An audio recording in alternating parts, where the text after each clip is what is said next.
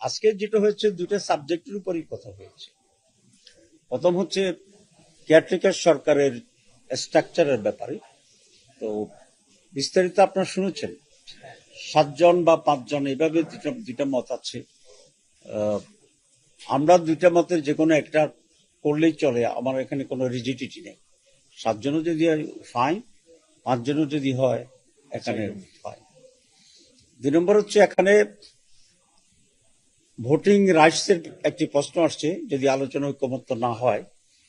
আমরা নীতিগতভাবে ভোটিং এ যাওয়ার পক্ষে নই, যেটাকে র্যাঙ্ক ভোটিং সিস্টেম তারা বলছে। কারণ এই জন্যে আমরা এখনো বিভিন্ন জায়গায় দেখি যে হর্স ট্রেডিং নামে যেটাকে প্রসিদ্ধ শব্দ, মানে কেনা বেচার যে দিকটা হয়, তো এই জন্য আমরা কেনা বেচার বা একদিকে ডাইভার্ট করার যে সিস্টেমটাই আমরা ব্লক করে দিতে চাই।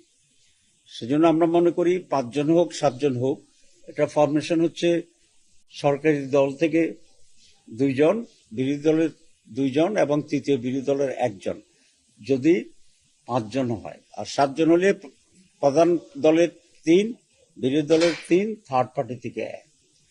আমরা চাই এটা ঐকমত্যের ভিত্তিতে হোক, এই আলোচনার ভিত্তিতে।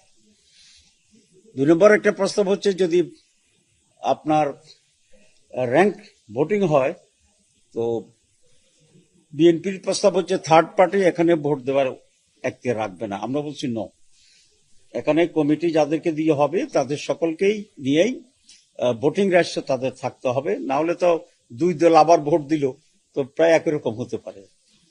তো আমরা মনে করি যে থার্ড পার্টিও এখানে ভোটিং রাইটস এনজয় করা উচিত, কিন্তু নীতিগতভাবে আমরা ঐকমত্য না হলে পরের অপশনে চলে যাওয়ার পক্ষে।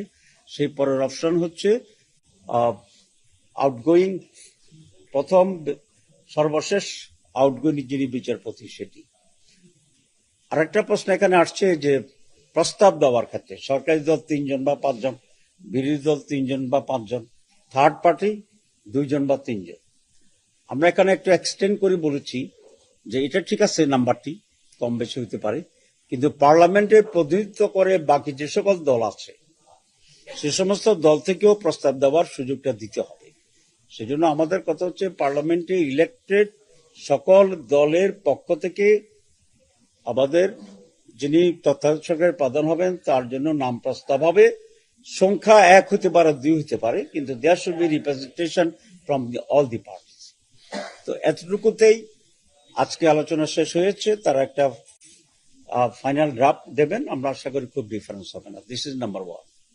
নাম্বার 2 হচ্ছে আমাদের প্রধান